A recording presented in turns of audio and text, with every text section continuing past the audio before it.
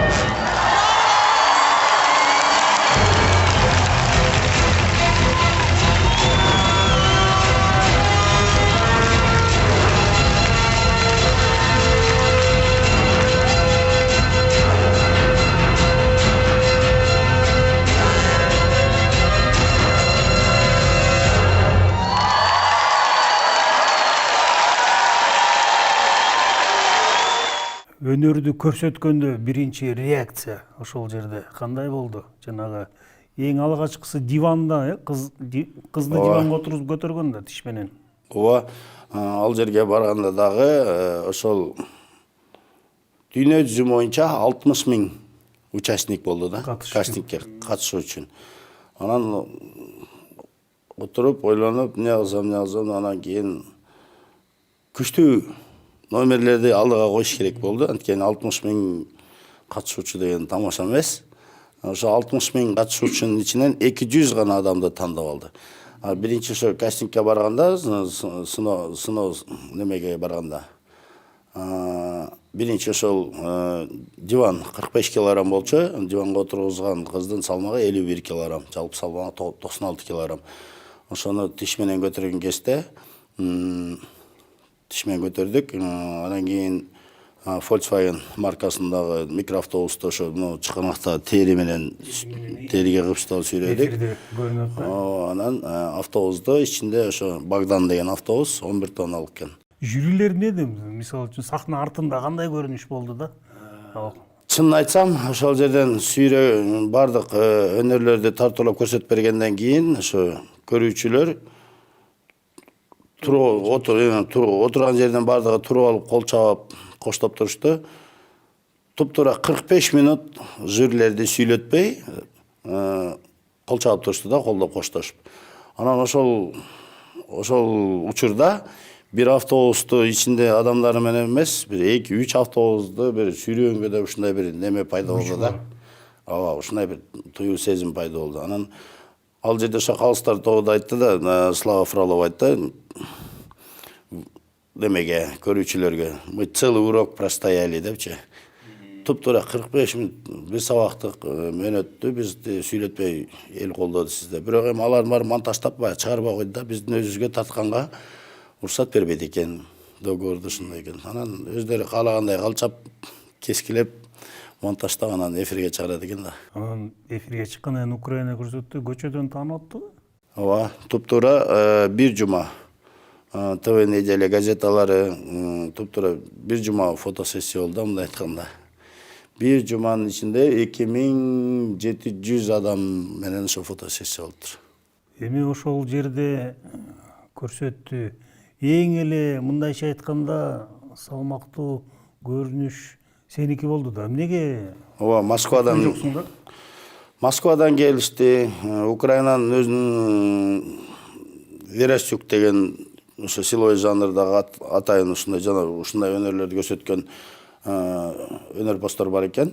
Алар бирок толук денези менен сүйлөштү. Мен ошо съемка болордун астында өтүп баратсам, ошо зил автомашинага ошо монтип мойнуна денезине илип алып анан сүйлөп көрүшүп атат. Проба кылып съемканын астында. Анан можно мне попробовать дедим да. Да, конечно, деди. Анан ошо арканды байлап туруп эле ошо колдун эки манжага илип анан эки колдун манжасы менен сүйлөп койсом анан баары таң калышып калды да. Сахнага чыккандан кийин уже тиш менен сүйлөгөндөн кийин автоматически баары баягы денези менен сүйлөп көрсөткөндөрдүн баары сразу ыргыды да. Эмнеге биринчиликти беришкен жок? Суперфиналда калганда Украина ошол жердеги немелер Украинанын атынан чыгасың деп контракт сунушташты 3 жылга $500,000. Анан хорошо, мен Украинанын атынан чыгайын, бирок Кыргызстандын желеги менен чыгайын. У меня свой народ, свое государство десем, извините деп койду. Анан ошону менен өздөрүнүн ырдаган лесопедный батальон 11 кемпир бар экен, ырдаган ошолорго берип коюшту да. Анан Нурлан мынакей ошол жака баратканда дарыгерлерден тастыктоо баракча керек болду, туурабы? Анан дарыгерлерге киргенде бир күлкүлүү окуялардан айтып жүрөсүң ошо. Күлкүлүү окуялардан мен баягы тиш менен сүйрөп бул жерде уже өнөрлөрдү тартуулап көрсөтүп калгандан кийин өз элибизде, өз мекенибизде ошо мына колдун териси менен сүйрөйм деп анан кийин немеге бардым. Дарыгерге. Ошол терини тешип туруп, хирургка тешип туруп, ушул жерге бир шакекче, бияна бир шакекче салып бериңиз дедим. Ошо шакекчеге байлап машина сүйрөйм. Ооба, анан шакек баягы териге шакекче салып берсе, анан баягы крючок менен илип алып машина сүйрөйм деп өзүм ойлодум да. Анан кийин дарыгерге бардым, кезекте отурдум, как положено, анан эшикти кылдатып кириңиз деди, кирдим. Кирип отуруңуз деди, отурдум, анан колун жууп атат. Бир малайын эле эмнеңиз ооруп атат деп, мен эч жерим ооруган жок дедим да. Муну терини тешип жерге бир шакекче, бияка бир шакекче салып бериңиз, ушинтип машина сүйрөйм десем. Сиз туура эле келдиңизби деди да. Ооба, сиз врачсызбы дедим. Десем, ооба дейт, туура эле келдиңизби дейт. Ооба десем эле.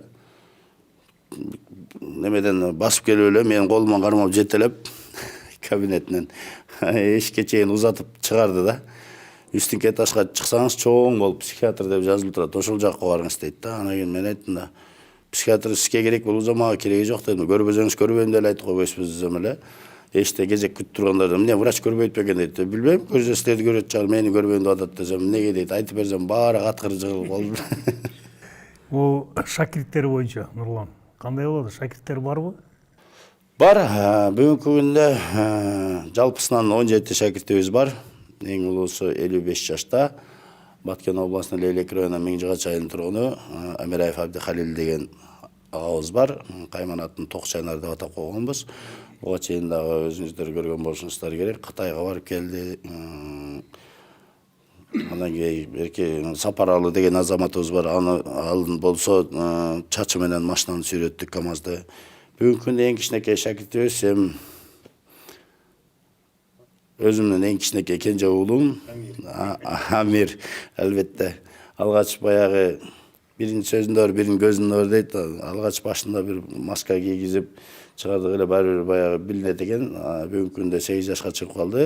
Былтыр ошо Азия таланттарына катышып, жалпы Азия боюнча дүйнөлүк рекорд коюп келди. Мына сени менен майкалдан дайыма суроо берейин дедим. Сени мен мисалы үчүн биринчи ирет таластан көрүп, ошо көчөдө балдар менен белдешип, машина сүйрөп аткан жериңен көрүп, таластык Ташчайнар деп газетага макала жазып, ошодон Ташчайнар болуп калган. Эми ушул өнөр негизи бул кандайча пайда болду да? Бул өнөр, бул касиет ошо өзүңүз жакшы билесиз, 2011 жылы 5 май күнү Манас атабыз Бакай ата Кыдыр ата түшкө аян берип, момийинде батасын берип, кыргыз бул манастын урпактары, кыргыз дүйнө жүзүнө үлгү жана көзгү болуш керек. Өзүң эле чектелбестен 40 резамат 40 чорого топтошуң керек деп бата берди. Ошо берилген батанын негизинде 6 май күнү өзүнөн өзү ошо эл астына бул өнөр өзүнөн өзү чыгып кете берди. Бул өнөрдү улантуу боюнча өтө оор болсо керек да, анткени ден соолукка дагы көп зыяны тийип атканын байкайбыз да, ошо ооруканага көп жатып калып атасың. Жакшы суроо болду. Жалпы эле дарыгерлер, калай калк баардыгы ушинтип айтат да. Темирлерди ие берип, машиналарды оор нерселерди сүйрөй берип, башыңызга буруч түшүп калыптыр. Анан кийин ооруп калдыңыз дейт. Жок, ошол нерселердин баарын жазаардын алдында албетте дарыгерлерге текшерилем. Жазап аткан учурда дагы, жаза бүткөндөн кийин дагы. Ден соолукка эч кандай зыянчылыгы жок. Бул нерсе ошо акыркы 2 жылдан бери ошо кант диабетине чалдыгып калып, ушудан азыр тапкан кесел болуп отурат. Болбосо ден соолукка эч зыяндыгы деле жок. Мен өзүм немем боюнча. Астыда план кандай азыр эми? Энди Кудай кааласа, Кудайым буйрса,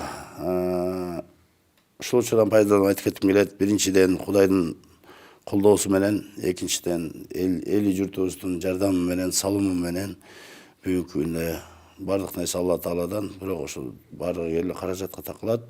Ошо элибиз журтубуз жардам берип, бүгүнкү күндө мына Кудайга шүгүр 3 жолу инсульт болду.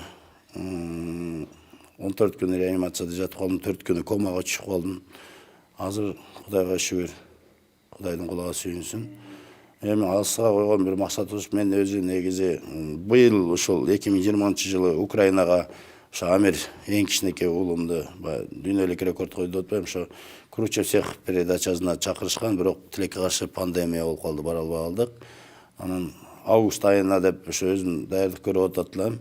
Быйыл дагы ал эгемендүүлүк майрамына карата пандемия учуру болуп болбой калды. Эми Кудай буйрса, Кудай аманчылык койсо, ошо келаткан августка деп турабыз, Кудай буйрса.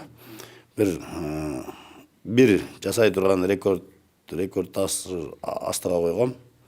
Өзүмө милдеттеме кылып, Кудайым буйрса, ошол рекордду жаратып алсак, бул дагы бир дүйнө жүзүн таң калтырабыз деген ниет тилектебиз. Нурлан, рахмат бизге келип маек кылып бергениңе, ден соолук каалайбыз. Дайым ошо кыргыздын желегин бийик көтөрүп, ушул өнөрдү көрсөтүп жүрө бер, артыңан шакирттерди чыгарып. Урматтуу мекендештер, мына бүгүн биз Кайманаты Таш чайнар Нурлан Алишеров менен маек курдук. Ушул жана башка берүүлөр боюнча ой пикирлериңиздер болсо, биздин баракчаларга кирип жазыңыздар, пикир калтырыңыздар, бар болуңуздар.